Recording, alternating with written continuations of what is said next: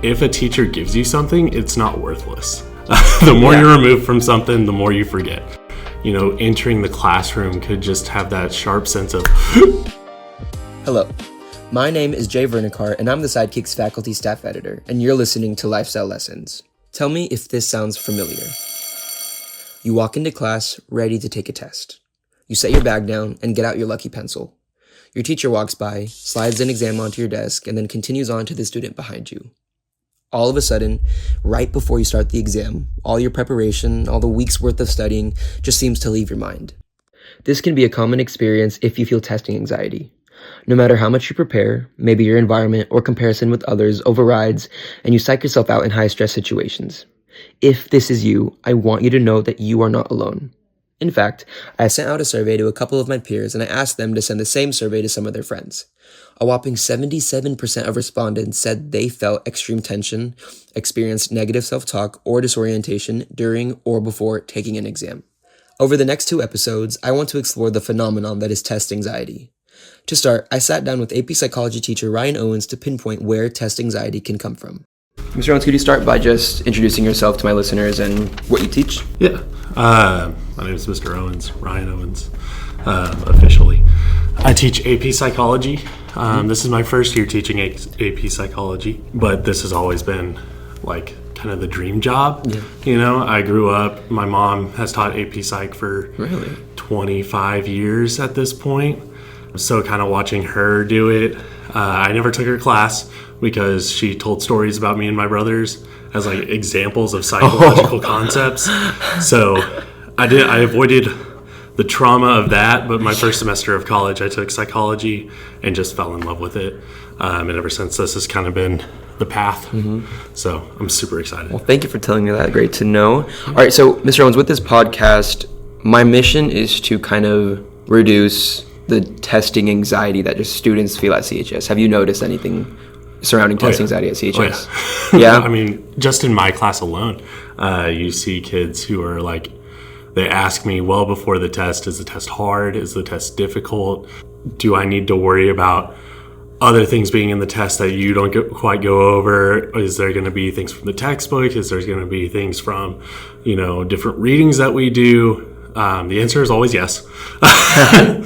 Always be prepared for anything that I give you is going to be on the test. Yeah. There is a possibility that anything that we cover in this class is going to be on the test.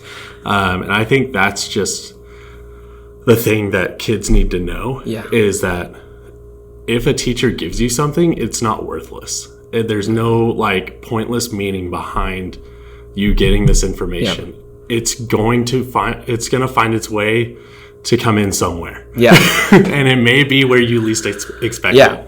Like on a test. If it's something that I don't cover, but it's in the textbook, expect it to still be on the test. So it's kind of like the uncertainty that kind of you've noticed. Could you also expand on what is kind of like a more scientific definition of test anxiety? So testing anxiety may look different from different students, but you could see things from like headaches, nausea, that general feeling of uncertainty or just like offness, you know. Some kids can have like just a shortness of breath. They start breathing really fast and really quick. You could see kids who feel helpless. They could feel fear.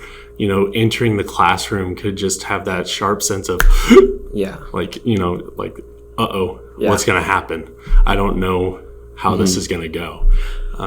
So it really depends on the student and depends on kind of their testing past.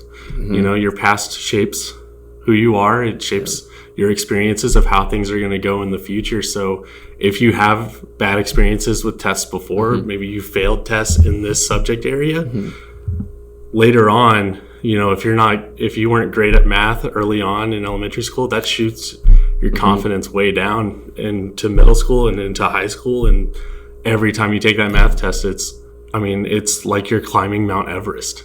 It's kind of interesting being, you know, a younger teacher. I remember taking tests, you know, it's not that far removed from me. So I understand the fear and anxiety that comes with taking tests. And I remember preparing for certain tests more than others, just because of who I was. I was more of a history person than I was a math or a science person. So history tests I didn't really prepare for. I'd maybe go over, some dates, some people. But when it came to math, oh man, there were so many concepts that just my brain did not go with. So math tests for me were the ones that gave me the most anxiety, as they are for a lot of kids. Yeah. When a kid is prepping for a test and they come in on test day, what can they use in their mind just to kind of remind themselves to kind of calm those nerves that may come with the childhood bad experiences with their math class or something like that?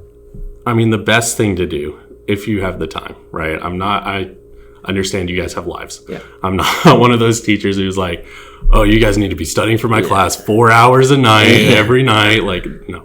But I tell my students, when you have me, right, you have me on A day, maybe on your B day, right after school, because you're still, kind of in the mode. Take 10 minutes, take 15 minutes. Read through the PowerPoint that I gave you, read through your notes that you took, just to give yourself a little bit of a refresher. Yeah. Because in psychology, we have this thing called the forgetting curve. And it's basically, everybody knows it. It's just you don't have the name for it. Yeah. It's just over time, you lose more and more information. Yeah. Everybody knows this. The more you're removed from something, the more you forget.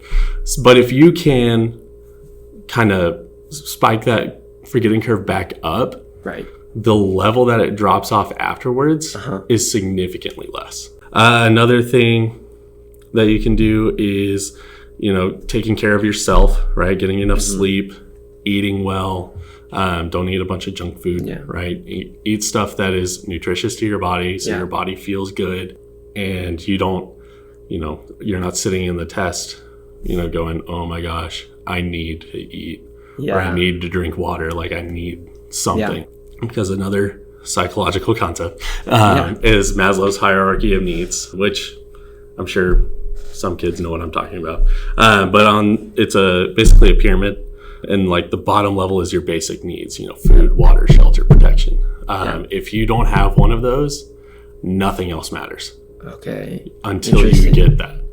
Yeah. It is once you fulfill that you can move up until the second rung. So you're not going to be able to focus on your test if you're hungry. You mentioned what was that pyramid? Could you remind me of the name again? Maslow's hierarchy of needs. No, my next question might be a little bit of a stretch, but how have those needs and humans' performances during high stress situations kind of evolved throughout human history? So you're talking about going back to the cavemen, right? So anxiety and stress stems from our ancestral, need to survive, right?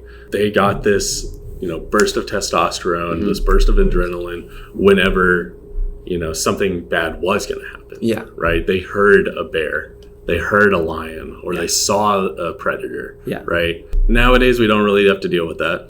How that is stemmed to now is just like how those predators were a threat to our ancestors, right? Students see tests as a threat to their GPA, their college decisions, their life decisions. If I don't do well on this test, do I need to be an engineer?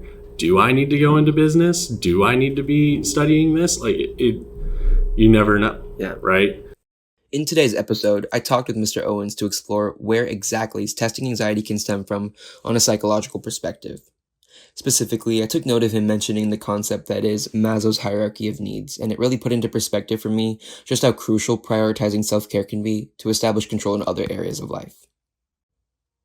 Stay tuned for my next episode, where I hope to discuss testing anxiety further and explore different mindfulness techniques students can implement into their day-to-day lives. Thank you so much for listening to this episode of Lifestyle Lessons. This is Jay Vernekar from the Sidekick, signing out.